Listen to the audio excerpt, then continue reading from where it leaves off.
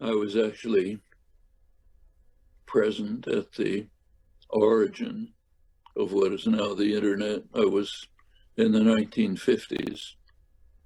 I was at the Research Laboratory of Electronics at MIT, which is where the early ideas were formulated. It became what was called the ARPANET. It later turned into the internet. It's interesting to remember that almost the internet was overwhelmingly, like computers generally, developed on public funding. It was a largely publicly created achievement. Later, it was privatized, handed over to private power for profit, but that was many years later, into the 90s. The internet has now become a major phenomenon. Well, it has mixed consequences. The internet does allow us to discover things that we otherwise would not have known. It offers tremendous access to information. I mean, for years, I've worked on many years, 50 years, back to the article you mentioned, been working on how the media operate as a kind of combination of an information and indoctrination system, combination of both. Well, I used to have to go to the library and look up, work with microfilm machines to try to find out what was in the New York Times, 2 years ago. Now I can do it by clicking a button. You can find things that you never would have found. Like I quoted before, a crucially important document, September 2021 U.S. government policy statement on Ukraine. You can find that on the internet.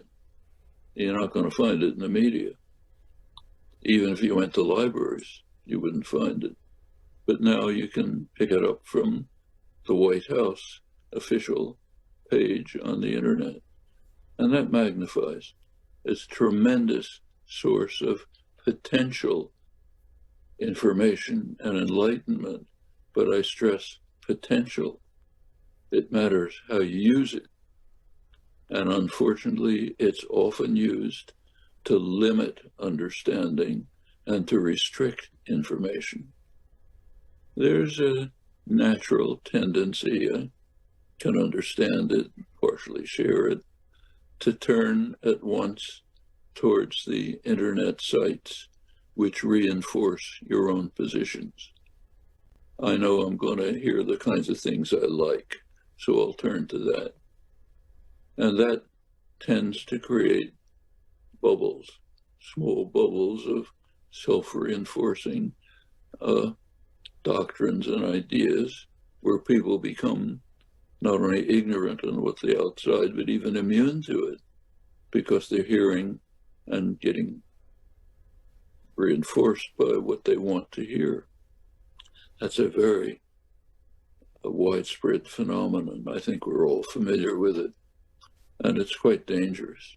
It's undermining the possibilities of interchange and interaction across the society, which are a prerequisite for a functioning democratic society based on an informed electorate, aware of the views of others, understanding the views of others, able to move forward. That's the basis of a healthy society. That's pretty much what it was like during the exciting New Deal period. During the 1960s, it was also true over a very wide range of the, at the time, mostly younger population. I was in my 40s at the time, so I was one of the old folks. But this is deteriorating. So while the internet could be a mechanism of liberation and enlightenment. It can also be an instrument of control, indoctrination, divisiveness, breakdown of social order. It has all that potential. It's kind of like a lot of technology. Take a hammer. A hammer doesn't care whether you use it to build a house or whether a torturer uses it to crush somebody's skull. The hammer's indifferent. And a lot of technology is like that. The internet is an example. Can be an enormous force for enlightenment, liberation, mutual aid, and mutual understanding.